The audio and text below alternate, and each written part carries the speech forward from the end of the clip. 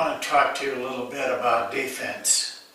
Not so much about the individual part of it, and certainly not about the drills part of it, but just more like a little time spent on philosophy and things that we have learned about defense as a general term, not a particular defense. I think there's some principles that hold true.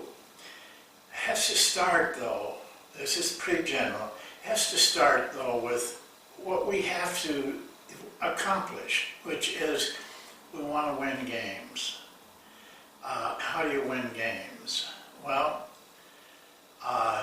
there is one way that has proven over thousands of games, and that is this: the team with the best field goal percentage. Doesn't have to be a certain one, doesn't even have to be high, but it has to be better than your opponents. If there's any gap between yours and your opponents at all in your favor, your chances of winning that game are very great, 80 to 85%. It just depends on, that number depends a little bit on the type of season and the type of play, the competition, but basically that holds true in every level of play. So what we're talking about then is defensively what we're trying to do is lower their field goal percentage as low as possible. So we're really not thinking of points so much as we are of field goal percentage. The points will take care of themselves. So if that's true, then that's where you got to start with your thinking about defense. You got to have a defense that will do that, lower the opponent's field goal percentage. Anytime you see a poor defense, you are seeing a team that allows very good shots for their opponents. We have spoken, and I have done a couple videos on what I call the 3 pillars of defense. Now, these are not what I want to really talk about today, but I just want to review it. The first pillar of defense is containing the ball. This is a very big part, and we'll talk more about it in a little bit. Contest shots and defensive rebounding. If you can do those 3 things, you're probably going to have a good defense, if not a great one. And it doesn't really matter what strategy you got, if you can do those 3 things. But to help you do that is where a team defense comes in. Now, I'm going to give you a term that I use a lot, and I want to explain it just a little bit. It's called, the term I'm going to give you is scramble.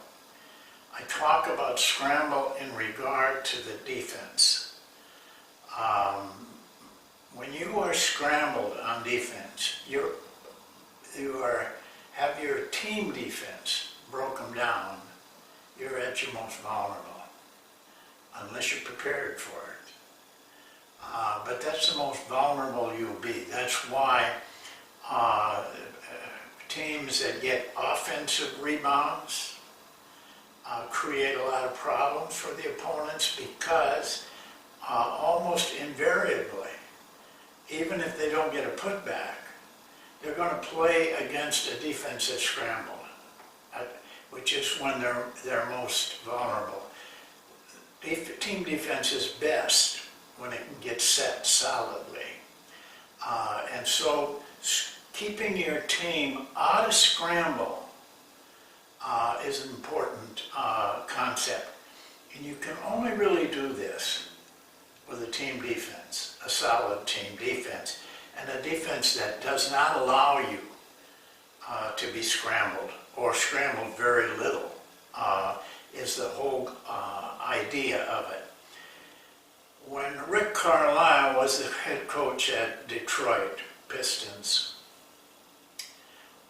for about 2 years, I was at Cleveland at the time, so we played him a lot. But their strength, they had a really great defensive team, but their strength really was one. They never hardly got out of their team defense. Very difficult to scramble them. If you could scramble them, they became very vulnerable.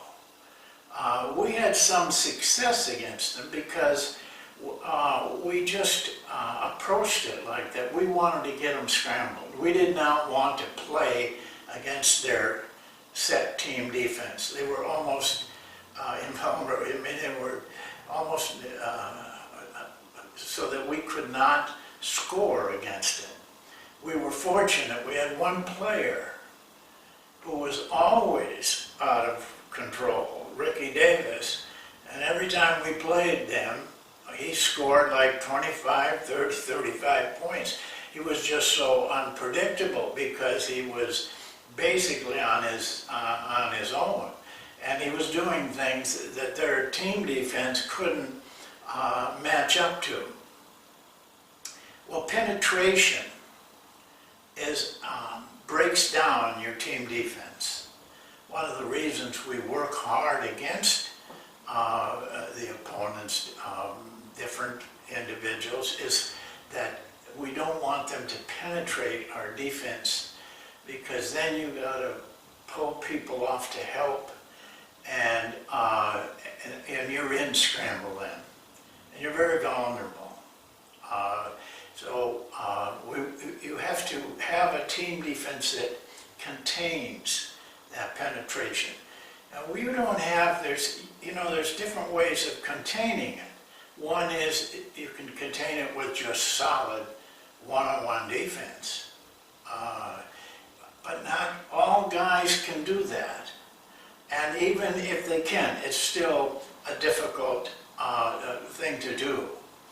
So, you can use the concept that we use, which is to show a team defense, especially in half court, is the only place that it's really a part of it, is that you have so many people between the ball and the basket that the man with the ball is almost very tempted not to try it, not to be aggressive against it, because he sees this wall of people.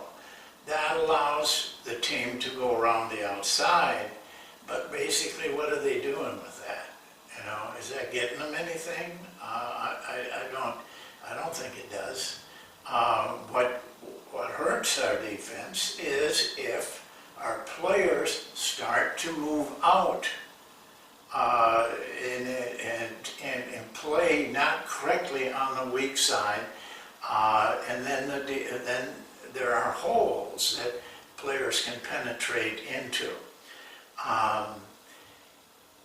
Most scoring is done, and this is one of the things that the facts. This is the facts. Is that most scoring is done when the offensive team is broke down, because then they're going on their own and they're unpredictable, and it's very easy to get scrambled against a team like that. They will run a play and it breaks down and they keep playing.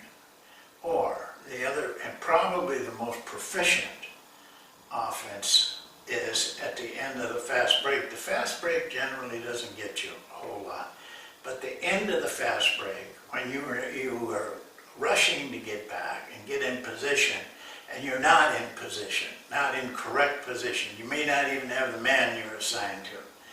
At that point, you're very vulnerable. You're in scramble, no matter even if you do have 5 players back there.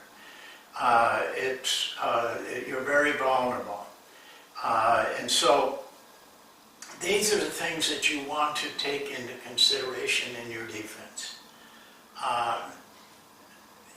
be very careful about a lot of pressing, trapping, that kind of thing. I'll give you a good example. The screen at the ball screen, especially take the middle one just as an example. I just used to shudder when players with teams would step out on the driver. I think I've done thousands of screener balls and evaluated. That is not where the danger is. The danger is how you get into scramble doing things like trapping it, trying to go over the top when you can't get over the top, stepping out on it. You just put your whole team in defense.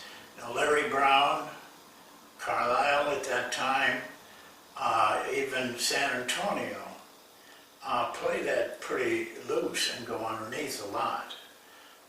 So they're in position then to defend what happens after the screen, which is the most proficient.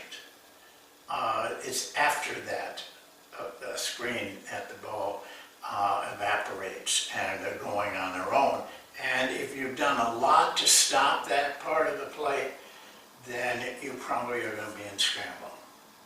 So you have to think about these things when you're designing a defense. And how you practice. You have to practice against freelance. You have to practice against pickup game basketball. And I don't see a lot of teams doing that. We do. We have a drill for it. It's 4-on-4 defensive drill. We make the offense play without any set plays.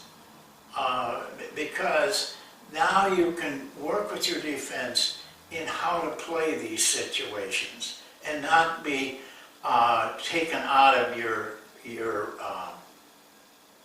team defense, or if you're in scramble, avoiding scramble at all times. You can get your players good at that. We run a freelance offense called the Monk, and so consequently we practice against freelance all the time. That strengthens our defense a lot because they don't get broke down. They don't foul a lot because of that. They can contest shots real easy out of a set, out of an organized team defense. They rebound better out of it. They contain the ball better because they're always in position. They give the appearance that you can't penetrate the defense. So practicing against it a lot will solve a lot of your defensive problems.